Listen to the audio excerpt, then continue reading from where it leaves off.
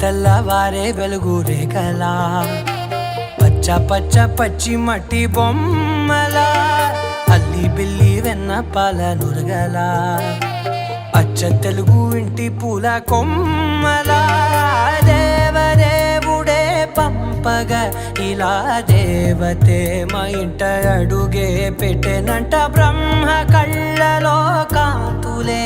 మా అమ్మలా మా కోసం మళ్ళీ లాలి పాడేనంట